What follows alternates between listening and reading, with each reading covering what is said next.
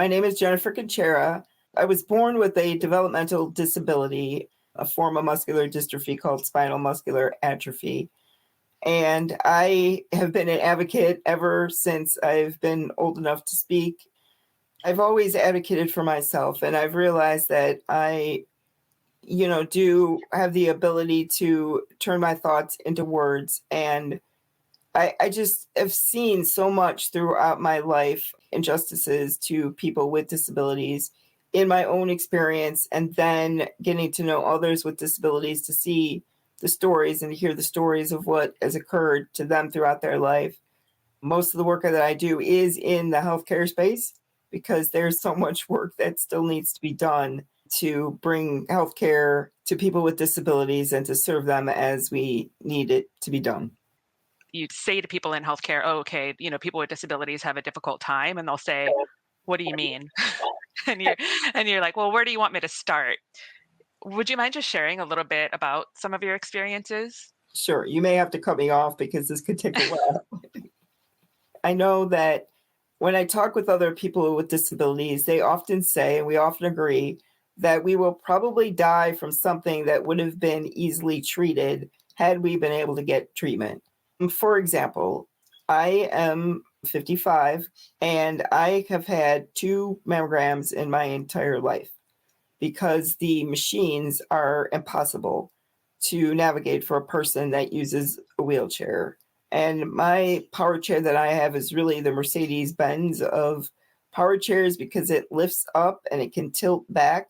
And I still can't get to the machines where they can position me enough to be able to do a successful mammogram. So diagnostic equipment is one big area where we see that people with disabilities cannot utilize the machines. They need to be redesigned with people with disabilities in mind. Along with exam tables, a lot of times I've gone to hospitals and smaller clinics that their exam tables, there's no way. I cannot transfer by myself. I have to utilize what's called a Hoyer lift, which is kind of looks like an engine lift where they lift you up and then they move you. Places won't have Hoyer lifts, and if they do, the staff will not know how to utilize them. I'll have to do my own training as they're moving me in the air to move me from point A to point B. Sometimes they're not plugged in, even if they have them, so they're not charged up. But, even that being said, once I get to the exam table, it could be too small, too high, to, not be able to accommodate my body. Even if I call ahead to a place that I'm going to go to, and to try to ask them either to send me pictures of the exam table, it's even, they're like, well, it's an exam table. I'm like, and they don't understand what you mean when you say, well, I need to know the specifics because I don't even know if my body, first of all, will be able to transfer to it, and if I will be in extraordinary pain as I'm laying on that table. Okay, you've got these infrastructure problems, but then you also have these sort of attitude problems. I mean, for lack of a better phrase, what happens? What are people's reactions to you when you ask for those supports? Yeah, they don't understand. They'll say it's just an exam table. I don't have time for this. I'm too busy for this. If you're worried, go to another place, another facility.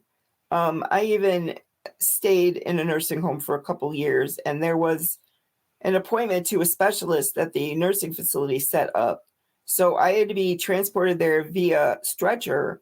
And when I got there, we had to wait out in the hallway, and the receptionist came out and said, "Oh no, you can't be here." And the drivers are that were going to drop me off. We're like, "Well, what's going on?" And they're like, "Well, we don't have any room for that." And they didn't even use me. They said that the receptionist said, "Well, there's no space for that," and we literally had to leave. You go to see a doctor and you're going for a reason. You are going because you're sick, and you don't really want to deal with these issues because you just want the doctors to be able to help you, and they're supposed to be the ones that are in the know.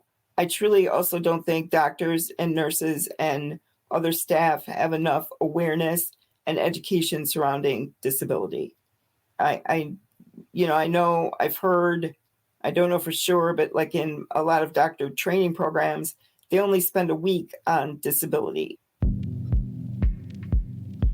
More will change, I'm sure, in the future, but it is through conversations like we're having right now that are very important to have between people with disabilities and parents of children with disabilities. Just continue this conversation, continue educating the people that are around you. I won't stop until I can't speak anymore.